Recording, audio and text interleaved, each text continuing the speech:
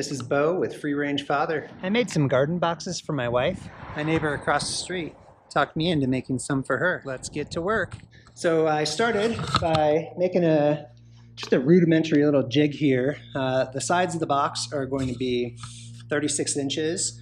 So the 36 minus the 1.5 inches of the 2x6 boards that I'm going to be using makes the short sides 34.5 inches. So that's what this is. From here to blade is 34.5.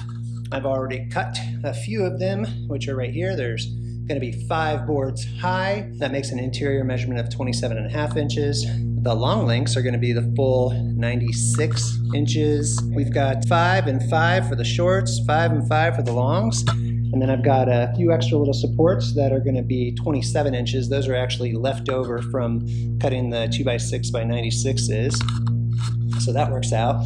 And then I need to cut 4x4s, which are going to be 27.5 inches. And then we're going to cap it all off. Next, what I'm going to do, I'm going to cut with the wood that she ordered more of the 34.5s. I'm building 3 boxes for her, 10 shorts per box. I need 30 of those short ends there, and then I should also have another 20 of the long boards for the other boxes. So I'm just going to go ahead and cut the 34.5s right now. I like to trim off the end that has a staple on it, just a little bit less that I have to do.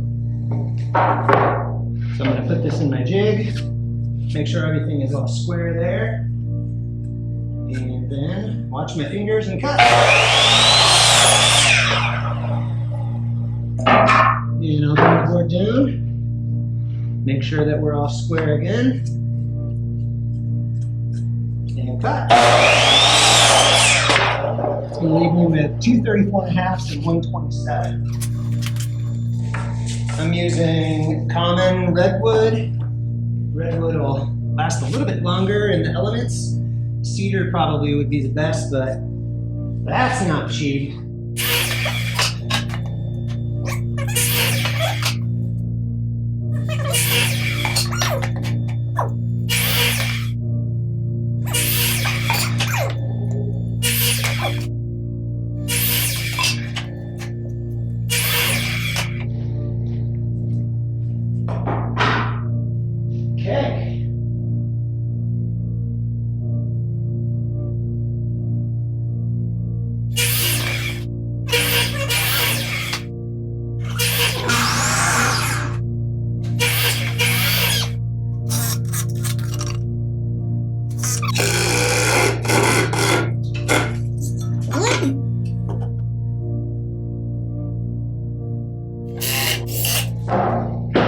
So I have changed the jig on this now to 27.5 inches. We're cutting the 4x4s. They're going to be the corners that basically hold everything together. And we need 4 27.5s per box. Perfect.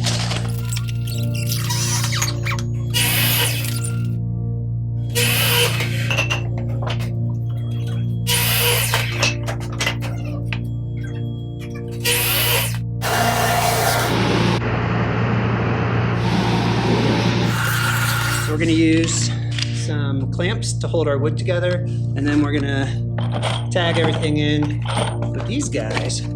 These are Headlok screws, 2 7/8, which will go through our 1.5 inch board, and then tie it into there. And then we're going to go offset all the way around, and you'll see how that goes. So we've got it clamped in. We just use this as a little guide because of the way that this is going to key itself together as we go along. We're going to start with one corner, make sure that this 4x4 is level, and everything's good to go. We're going to use this handy dandy impact wrench, and we're going to do 2 bolts, 2 per corner board, right in the middle.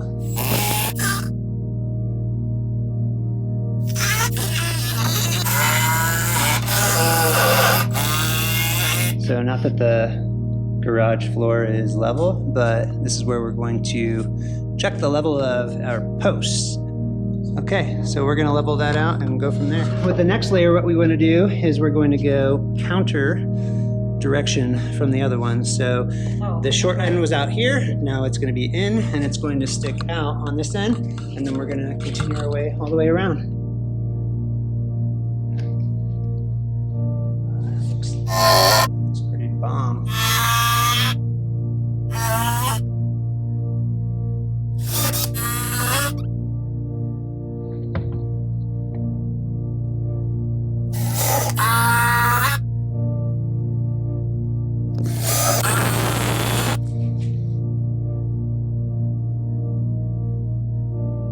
to put another layer on. Again, it's outer and inner and outer. It just follows that all the way around. Do my pre-drill here. Try to continue our leveling. Voila. Moving along.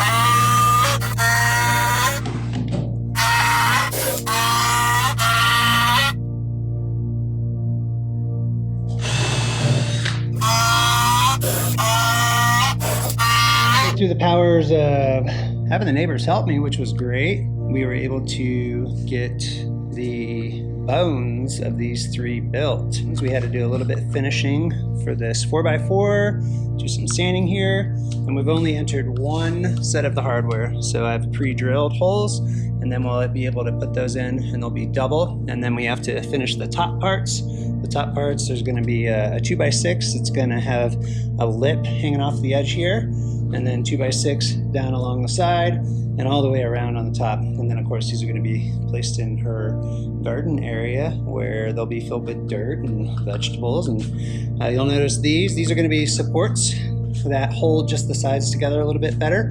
They also will support that top board. Okay, we're going to sink the remainder of the Headlok 2 7/8 inch screws in. They say you don't need to pre-drill, but since these are for my neighbor, I wanted them to be as pretty as possible, and I did notice with the dryness of the wood, it was cracking a little, so I have pre-drilled just a little bit. Total, there's going to be 20 bolts per corner. So there's going to be 10 here, 10 there, that's 20, and then we've got 40, 60, 80. So 80 of these bolts. It does take a lot of them, but I think it looks really pretty when they're all said and done.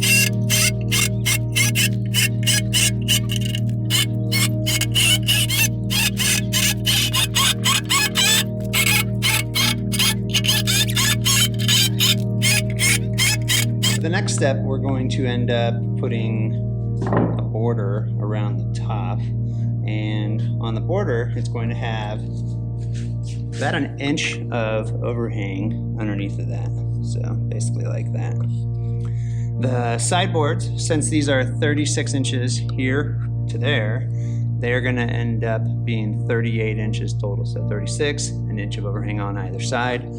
So I need to cut for each side. We have 1, 2, 3, 4, 5, 6 sides. So I need to get 6 38-inch boards cut. And then for the long boards that are going to go on the long sides, these boards are going to be the total distance of this, which we had 96 plus the 1.5 inches for the board on the side. So we're at 97.5. And then if we subtract our inch for the overhang for our 2x6, which is actually 5.5 inches for each side, that puts the long boards at 88.5 inches. So I need to cut these long boards, and I'm going to have to do that again for 2, 4, 6 of those. So that's what we're going to do next. Set up the miter saw and do some chopping. All right, I'm not going to set up a jig for this one. I don't have all that many to cut. And mark off 38 inches. Measure verification here. Perfect. Got these boxes built that I can attempt to have the least amount of waste possible.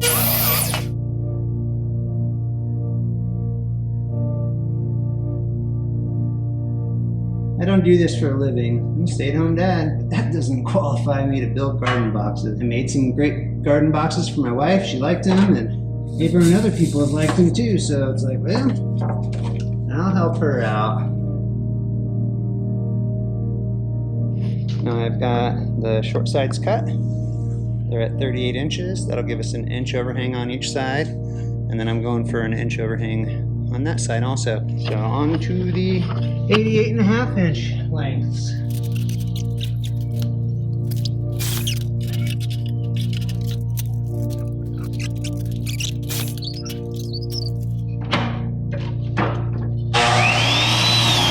We need to tag together the sides. Right now, these long boards, they can be all over the place. So we've already done it on this side, and we're gonna do that on the other side now. So I measured from the end over here to 32 inches, and that's where this board goes, and then same thing, end to 32. That kind of even things out amongst this 97.5 inch board there. So I've got these are the scraps from when we were cutting the sides. They are just slightly shorter, but I will be raising those to the top. And I want those on the top because they're going to help provide support for our long sideboards that are going to go from end to end. So I'm going to go ahead and measure my 32 out here to here, here to here. We'll go ahead and clamp those up, screw them all in.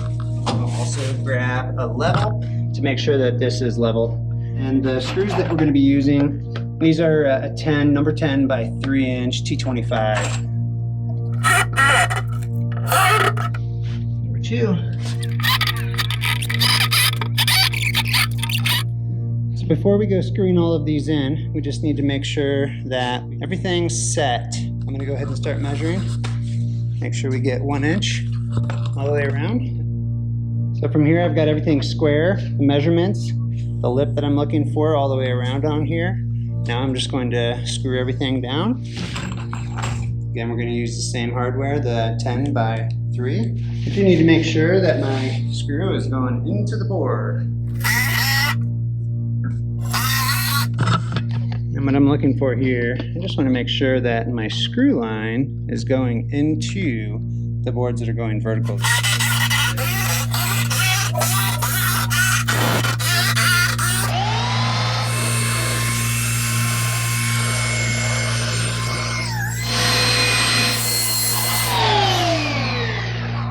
That's pretty much it. They're done and looking good.